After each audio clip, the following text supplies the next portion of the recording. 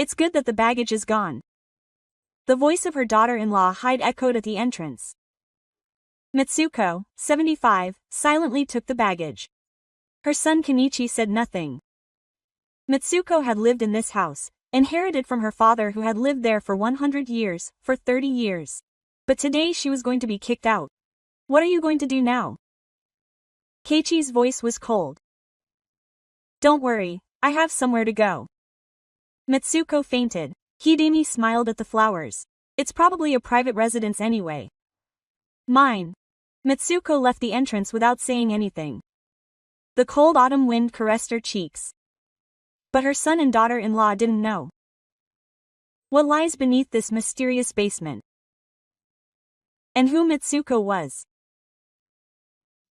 This is a quiet reversal story in which a 75-year-old mother, known to be a burden, overwhelms her son and daughter-in-law with hidden assets and past records.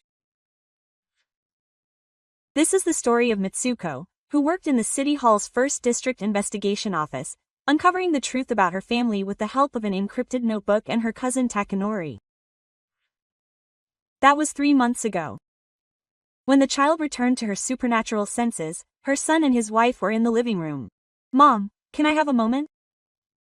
Keiichi pointed to the table. Mitsuko sat down in a chair. Hidemi stood with his arms crossed. I'm thinking of reviewing our living expenses from now on. Keiichi's voice was businesslike. Mom's pension is 120,000 yen a month, right? Can you use that to pay for my food and daily necessities? Mitsuko nodded. Okay. And about the room on the 2nd floor, Hidemi interrupted and said he wanted to use it as a storage space. Mom, can you move to the Japanese-style room on the 1st floor? It was the room Mitsuko had used for 30 years. You can see the garden from the window. It's a bright room. Okay. From that day on, Mitsuko's space gradually diminished. The Japanese-style room became filled with more and more luggage, and Mitsuko's only space was in front of the closet. Whenever she went to the living room, Hidemi made a blatantly displeased face. Mom, are you sitting there again? Why don't you go for a walk? She started eating her meals alone in the Japanese-style room. Keiichi said nothing. At night, Mitsuko opened a small notebook. The date and events were written in elegant characters, but the characters looked like mysterious symbols. Meiko picked up a pen and calmly wrote down the events of the day. The pages were filled with coded characters. One day, while Mitsuko was reading a book in the Japanese-style room, she heard Hitomi's voice. Hey, I wonder how much this sheep's nest would sell for. It was coming from the living room. It's been 100 years, so it'll probably need some renovations. But the land is big. It's 15 minutes from the station, and at the going rate around here, it should be worth at least 50 million yen. Meiko closed the book. You could use it freely once your mother is gone. Hitomi's voice was cheerful. Well, that's true, but Keiichi is too kind. Your mother has a pension. You could live alone, right? Quote. Mitsuko stood up. As they went out into the hallway, their voices stopped. Oh, is Mom out for a walk? Hyde said with a smile. Yes, just a moment. Mitsuko left the entrance. The autumn sky was high. As she was walking through the shopping district, an old lady from Yano called out to her. Meiko-san, you haven't been feeling well lately, have you? Are you okay? Yes, I'm okay. Things are going well with your son and his wife. Mitsuko was faint. Yes, everyone is being nice to me. The old lady looked a little worried. If anything happens, please let me know anytime. When she got home, Keiichi was in the living room. When she knocked, Keiichi showed his face. Quote. I have something to tell you, but I'm busy. Kenichi said, looking annoyed. I'll be done soon. Kenichi handed her an envelope. This month's food and daily necessities, 30,000 yen. Kenichi accepted it. Thank you. Then the door closed. Meiko stood in the hallway. In the evening, she opened her notebook in the Japanese-style room. More characters appeared, like a code. The date, the amount, the contents of the conversation, everything was recorded silently. Mako's notebook had a black cover in English. When she opened the page, the characters were the same as when she was alive, but they weren't normal Japanese. 103H speech by 3.0K expenses 105K work reaction record 108 impression rating 5000 estimated numbers and symbols are arranged in a regular pattern. Mitsuko carefully writes down the events of the day while wearing a mirror. In fact, Mitsuko has a past. 45 years ago, when she joined the city hall, she was assigned to the Ichiguchi Investigation Office. It is a department that manages the city's important documents and handles confidential information. There, Mitsuko learned encryption technology. It is a technology that converts text into symbols and makes it unreadable to third parties. At that time, computers were not yet widespread, and handwritten codes played an important role. Mitsuko mastered this technology more than anyone else. And now, it is being used again. The notebook contains 3 months' worth of records. Speeches by Ichi and Hidemi. The amounts requested and the days when they were treated are all recorded accurately. Mitsuko turns the page. Only 1 minute is written in normal characters on the first page. She records it quietly until the time comes when it is needed. Mitsuko closes the notebook and puts it away in the back of a drawer. On top of that, she stacked an old photo album. No one noticed this notebook. Even Keiichi and Hidemi thought Mitsuko was just an older mother. But Mitsuko knew that the records would one day become a weapon. Evidence would one day tell the truth. The next morning, Mitsuko woke up early, made breakfast, and ate alone in the Japanese-style room.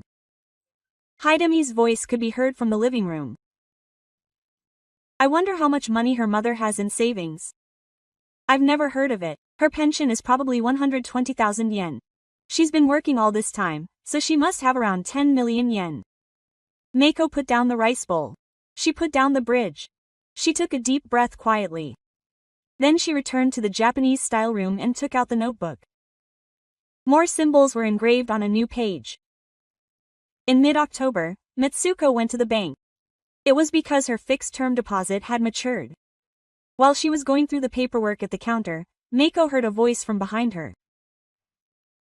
When she turned around, her old colleague Sasaki was standing there. Sasaki, long time no see, she looks healthy, and the best thing is that she's living with her son and his wife. Oh, that's nice. Mitsuko smiled vaguely as she was with her family. When she got home, Kenichi was on the phone at the entrance. Quote. So this month is tough, please wait until next month. Kenichi's voice was flustered. When he hung up the phone, he noticed Meiko. Quote. Oh, Mom, is something wrong? No, it's nothing. Kenichi went into the house.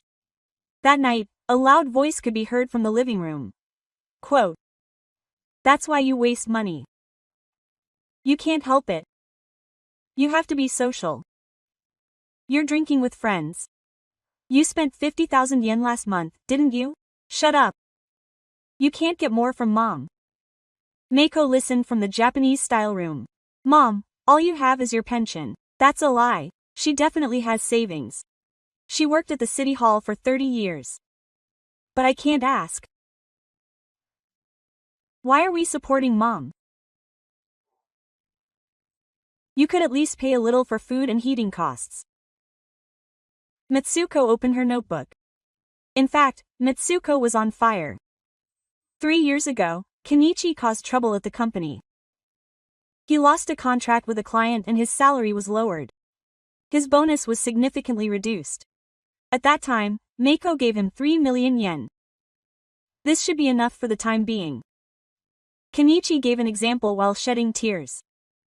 2 years ago, Hyde said he wanted to open a beauty salon. He didn't have enough money to start it. Mitsuko gave him 4 million yen. Thank you, Mom. I will definitely make it a success. However, the salon closed after 6 months. A year ago, Keiichi's car broke down and he said he needed a down payment to buy a new one, so Mitsuko gave him 2 million yen. The total of 9 million yen came from Mitsuko's retirement benefits and savings. But now he has 2 children and is supporting his mother. The child recorded the date of the support, the amount, and the death in a notebook. Everything is encrypted and engraved. Voices can still be heard from the living room. Mom is already 75. I wonder how long she plans to stay. Well, don't say that. Keiichi is too kind. If it were me, I would have done it sooner. Mitsuko closed the notebook. She quietly put it away in a drawer. The end of October. Keiichi came out of the first meeting into the living room. Mom, can I talk to you for a second? Mitsuko came out of the Japanese-style room. What? Excuse me, I need to ask you something. Keiichi didn't look him in the eye. Actually, I've been a little strict this month, so Mom, can you lend me about 100,000 yen? Meiko looked at Genichi in silence. I'll definitely pay you back next month because I'll get a bonus. Kenichi, please. Meiko sighed. Okay. I'll have it ready tomorrow. Thank you. Mom, Keiichi returned to the first meeting with a relieved look on her face. Mitsuko returned to the Japanese-style room. She opened her notebook and took notes. 1028 Type 10.OK Solar. The total amount of requests has reached 9.1 million yen. Mitsuko stood up. There was a small door at the bottom of the stairs at the end of the hallway. The entrance to the basement. Mitsuko took out the key, the old one in the middle. She opened the door and found a dimly lit staircase. She turned on the lights and slowly went down. The basement was cool. A black safe was placed in the back. Mitsuko turned the dial. There was a click and the door opened. Inside were several envelopes and documents. The top envelope had the words Land Rights Award written on it. It contained the title deed to this important piece of land, and the title deed to the adjacent piece of land, which her father had left behind. The next envelope contained 5 bundles of 1 million yen in cash, and below that were old stock certificates, shares in a new business that her father had owned, which should be worth a considerable amount by now. And at the very back were records of the family's finances, which had been paying this land since the Edo period. Mitsuko picked up the title award. Mitsuko was the owner of this supernatural power. When her father died, everything was left to Mitsuko in his will. You must protect this house. It's too early for Keiichi. Her father's words came back to her. Keiichi didn't know. Whose name is this supernatural power in? What lies dormant in the basement? The child closed the safe, turned the dial, locked it, went up the stairs, and closed the basement door. When she returned to the Japanese-style room, she heard Hidemi's voice. Hey, whose name is this house in? Huh, it's probably still in Dad's name. Keiichi's voice. So when Mom dies, it automatically becomes Keiichi's, right? I think so, but that's good. If we sell this land, we'll get more than 50 million. Mitsuko opened the notebook. More symbols were engraved. 1028H Statement Name 5 Confirmation. Another page was filled. One morning in November, when Mitsuko returned from a walk, Hyde was standing in front of the basement door. Oh, Mom, what room is this?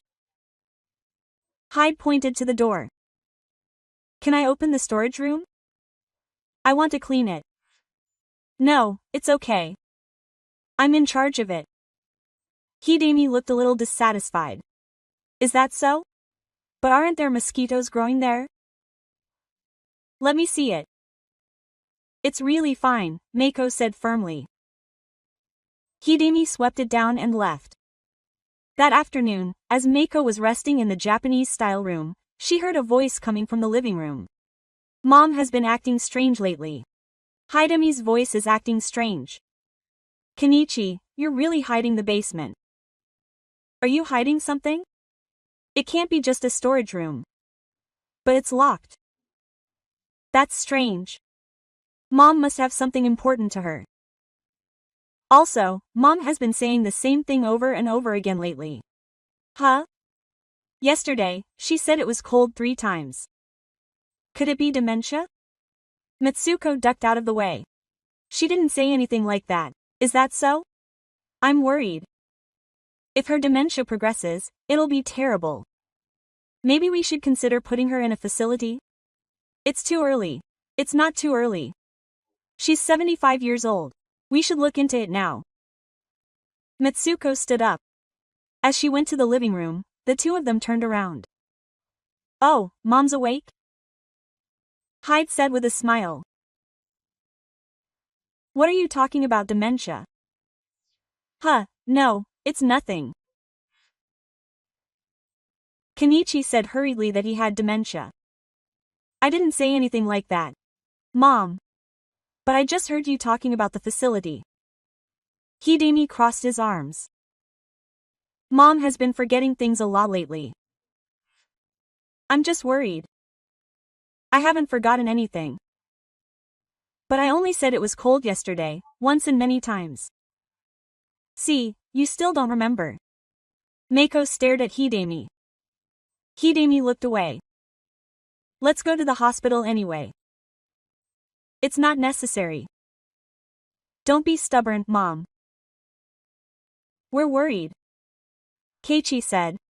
Let's have Mom take a look. It'll put your mind at ease. Meiko said nothing. And then she returned to the Japanese-style room. She opened her notebook. 114H False Dementia Mayor's Facility Guidance. Mitsuko's hands were shaking. It wasn't anger. It wasn't sadness. Just a cold determination spreading in her chest. That night Mitsuko went down to the basement, opened the safe, and checked the rights. Everything is there. Mitsuko checked the envelope one more time. And then she made a decision. On a November afternoon, Mitsuko was at a nearby supermarket, pushing a cart and looking at the vegetable section. A low voice came from behind her. When she turned around, a man in a black coat was standing there. Tarumako's cousin. Nakamura Taru. He's 70 years old, but he stands tall and looks young. It's been a while, 10 years, maybe, since the funeral of the boy's uncle. The two sat on a bench in the corner of the supermarket. It's good to see that he's doing well. He must be living with Keiichi. That's fine. He stared at Mitsuko's face. Are you really doing well? Mitsuko was a little surprised. Why is it showing on your face? You've always been bad at hiding it. Mitsuko laughed softly. You can't beat Takaru. Did something happen? Mitsuko hesitated for a moment. But then, seeing Takaru's serious look, he started talking. About Keiichi and Hidemi, about how they treated him coldly, how they treated him like he had dementia, and about the 9 million yen they helped him with. Taru listened silently. Quote. So, Kataru sighed deeply. You've changed too, Takaru. It can't be helped. That's why I said, no, Takaru, you're not wrong. You did nothing wrong. It's you and your wife who are wrong. Single quote. Mitsuko lowered her eyes. Mitsuko, leave it to me. I'll definitely protect you. I promised my uncle a long time ago. I'm counting on you, Meiko. Meiko was on the verge of tears. But it's okay. You're not alone. Taru handed her his business card. It was Nakamura Ta, the president and CEO of Nakamura Shoji. It was an impressive title. If you ever have any problems, please contact me anytime. Please do. I'll fly right away. Thank you. Taru. And Meiko-san, Taru said with a serious face. It's a prize for the right to supernatural powers, isn't it? Yes, it's safe in the safe. No matter what happens, that house is yours. Don't forget. The two parted ways. Mitsuko clutched the business card and went home. She returned to her room and carefully tucked the business card into her notebook. It felt like her heart had become lighter for the first time in a long time. That night, Mitsuko sat alone in the Japanese-style room. It was pitch black outside the window. She could hear the sound of the TV from the living room. The voices of Keiichi and Hidemi laughing.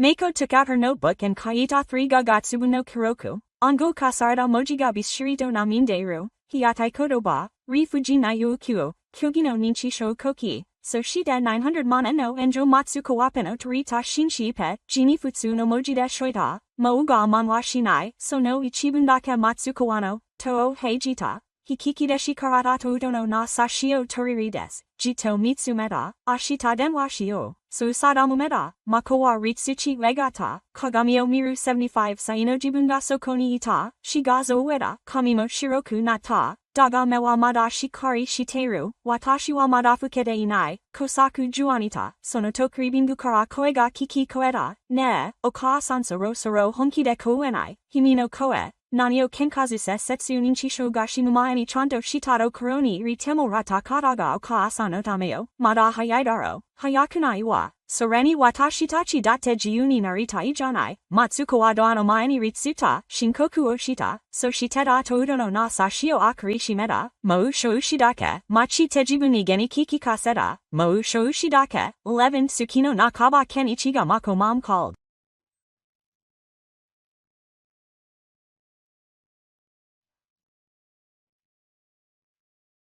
I have something to talk to you about.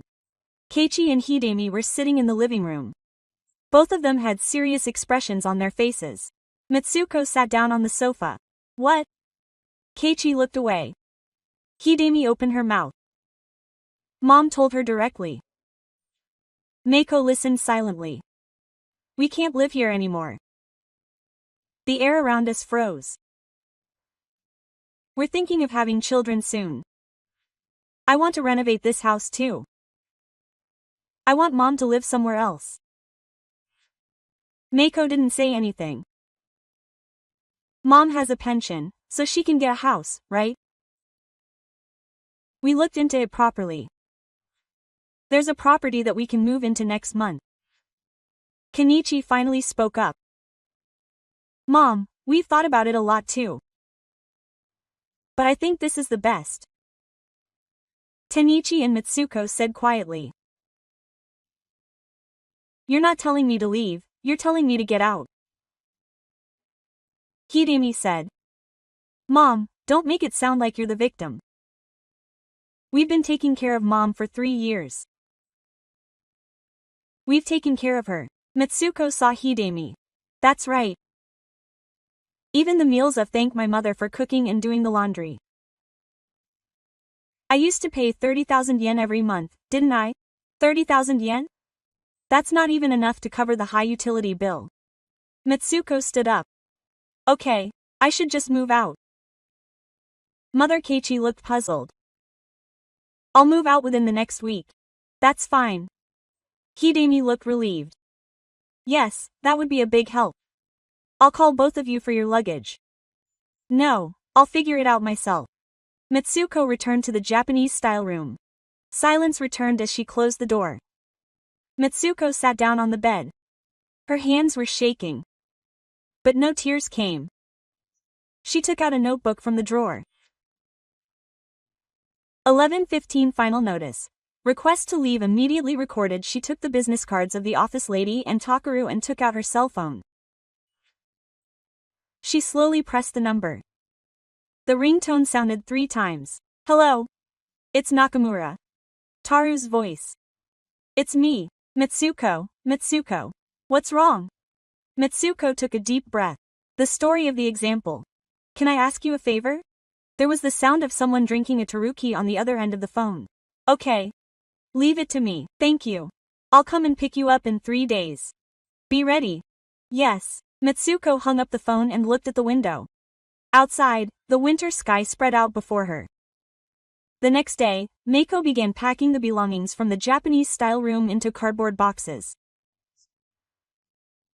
These were 30 years' worth of tableware and memories, but Mitsuko's hands didn't hesitate. One by one, she carefully placed them in the boxes, but Kazu didn't come out of the room. Hidemi was on the phone in the living room. Yes, I'll save it next week, so I can call the renovation company right away. Mitsuko pretended not to hear. In the evening, she finished packing. There were 10 cardboard boxes.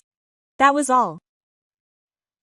Mitsuko went down to the basement and opened the safe.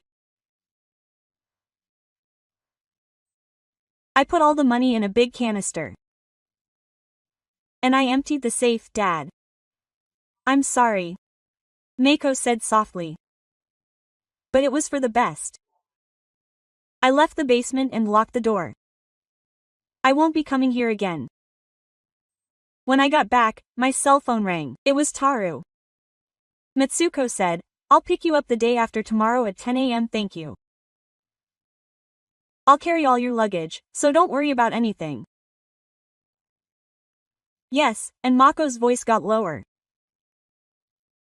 Please meet Keiichi and his wife. I have something to tell you. Mitsuko hesitated for a moment. Okay, wow. So the phone was cut off that day. Mitsuko looked out the window as the winter dusk approached. November 18th.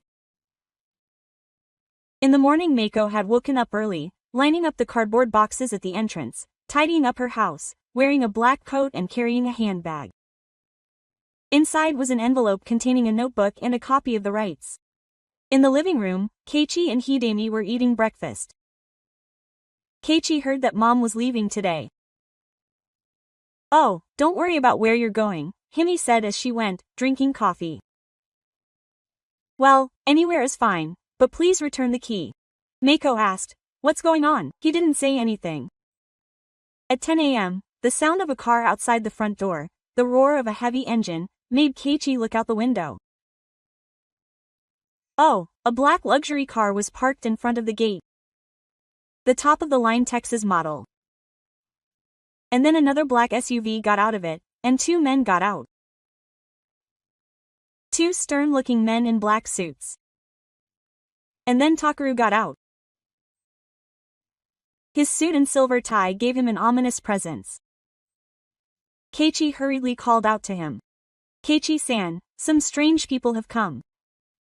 As Keiichi went to the front door, Takaru walked up to him. Good morning. The voice of Takaru rang out low. Oh, who's that? Keiichi asked in a trembling voice. It was Nakamura, Mitsuko's cousin. His cousin Hyde came out from behind him. Mother, I came to pick up Mitsuko today. He called. The two entered the side entrance and were followed by two men in black suits. Oh, please wait. Don't just come in without permission. Quote, Hidemi shouted. I'm sorry. He turned around and said, this is Mitsuko's house. What are you talking about? You didn't know Nakamura was the owner of this house? Keiichi and Hyde were frozen. Ritsuitana, nani o takeru wa, washitsu ni mukai kata, Matsugo-san, junbi wa ii desu ka? Arigato, Matsugo ga washitsu kara dete kita kurosu, suno dansei tu hito ga danbo, ruo unbi hajimemeta, choto machite kudasai, Keiichi ga sakebinda, o kaa-san, douyu koto nano o? Matsugo wa shizukani kotaeta, dete kunayo, anatata chiga gentatsu rini, demo konashu migataro ni na anata daranandesu ka? Oka-asano pianshitetaru wa, hiyataku arata, piansu, mushiro piansarete itano wa Matsuko-san no katada shou, nandesu te, sa, ribingu de hanashi shimashou ka, kikikasetai koto ga arimasu, ribingu ni zenin ga atsumarimatake ichido shumi wa sofani zata, kakeru wa, ritsuta mama tu hito o mikaro shiteru, kurosu, suno dansei tu hito wa riri kuchini ritsuteta, makowata toudo no tonari ni ritsuta, mazukoto mikaku ni no shimashou, taruga guchio kaitake hito-san, hidemi-san, anatata chiwa Matsuko-san ni nanto genimashita ka? Keiichi ga kosaku kotaeta, mo koko ni wa jumenaido, nazedesu ka? Sorewa aredachi no seikatsu ga arukara. You guys who laughed at life have been under fire from Mitsuko for 3 years. Hidemi's expression changed. Mako took out a notebook from her handbag. A notebook with a black cover. What is this? Hidemi asked. For records. Mitsuko opened the notebook. 3 years ago. 3 million yen to Kenichi. When the company's troubles caused the inspection to be cancelled, Kenichi gasped. 2 years ago, Hidemi's beauty salon opening fund of 4 million yen. Hidemi started up. Yes, that was a year ago. 2 million yen down payment for Kenichi's car. Mitsuko turned the page. And this year, the monthly food expenses are 30,000 yen. In October, I lent 100,000 yen. The total for my mother is 9.1 million yen. The living room became silent. Kazu-san and Hidemi-san, you said that you had seen your mother's side. Yes, that's right. It was Mitsuko who supported you. Hyde objected. But, it was us who provided you with a place to live. We let you live in this house. This house is. She took out an envelope. The owner of this house is Nakamura Mitsuko. She took out the title deed from the envelope. This is the evidence. Kenichi looked at the title deed. It certainly says, owner, Nakamura Mitsuko. Yes. It was all passed on to Mitsuko in his father's will. You didn't know that, but Kenichi was speechless. Takaru continued. And in the safe in the basement, where Hyde made a startled face, there was a land title deed, 5 million yen in cash, and stock certificates. Stock certificates. At today's value, that's about 20 million yen. Kenichi and Hidemi turned pale. In other words, if you combine this sheep's husk and the land, the total assets would be about 80 million yen. Takaru looked at the two of them.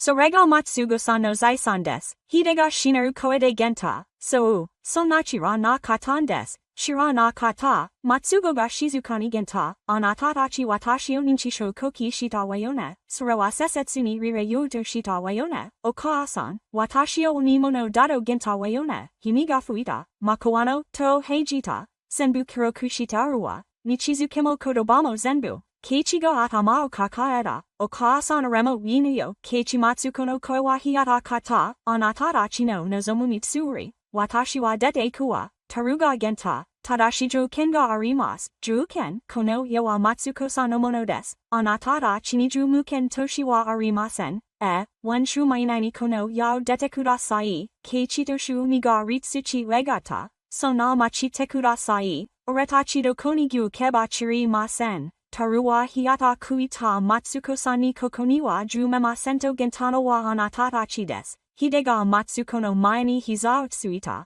Okaa-san, oganishi masu, motoshite kudasai, namida ryu shiteru watashi ga waru katan desu. Zenbu watashi ga kehido-san o soka shitan desu. Keiichi mo kote de hiza utsuita. Okaa-san yorimu, orega maiteta. Honto ni gomen, tu hito wa atama yukani tsuketa, tsuchigeza matsuko wa mokutemite ita, okaa-san oganishi masu, kono ie kara dete kenante, so nagimi ga sugaritsu kyo ni genta watashi tachi, dokonimo gyokudo koroga na indes, ninkin 12 monde kareraseru desho, matsuko wa shizukani genta. Watashi ni gentano do doji kodobayo, okaa-san chike jutakumo aruwa, anatatachi ga shimete karedake ichi ga kao wa geta okaa-san, rera honto ni keichi matsuko wa ikiko mita, anata wa watashi o onimo no dado genta, gentenai, sore wa himi ga kiki koeta wayo, genkansaki de wa kirito ken ichi wa kodobani tsumamata, anata wa watashi ga ninchisho dado genta. Sorewa kokoro haide usoyo, matsugo no koe ga shineta, anatada chiwa watashi o jamadado shita uteta, inakunareba ito shita uteta,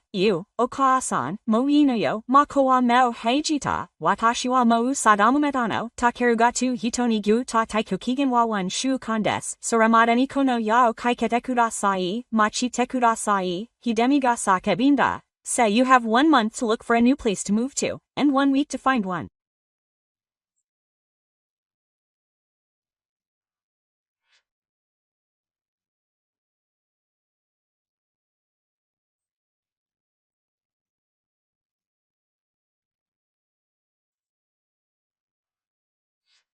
Taru refused to budge. Mako told you to move out next week. Same conditions. Kenichi glared at Taru. Who do you think you are? I'm the representative of Nakamura Shoji. And I'm Mitsuko's agent. Taru threw the name to Kenichi. If legal action is necessary, I'll introduce you to a lawyer. But there's no chance of winning. Hidemi broke down in tears, and Mako headed to the front door. Mako, let's go. Takaru came to the black suitcase carrying Mako's luggage. Two men in suits carry the remaining cardboard boxes. Mom, wait. Keiichi chases after him. But Taru raises his hand to stop him. Don't come any closer. Mom, Mitsuko doesn't look back. They leave the front door and get into a black car. The door closes and the car slowly starts moving. Keiichi and Hidemi stand still in front of the gate. The child looks out the window at the house that holds 100 years of memories. The house where her father and mother lived. The house where she raised Genichi, but she will never return. The car makes a turn. The eerie feeling disappears from her sight. Mako, she looked forward. No tears shed. The car pulled up to an apartment building in the city center. At the entrance on the 20th floor of the high-rise tower apartment building was a concierge, Mr. Nakamura. We've been waiting for you. Taru guided Mitsuko to the elevator. When the door opened to the 20th floor, a spacious living room spread out before her. The windows offered a panoramic view of Tokyo. This was Mitsuko's new home. All the furniture Taru had brought with him was also provided. Mitsuko stood by the window. Skytree could be seen in the distance. Thank you. I'm no match for Taru's spirit. Taru took out some documents.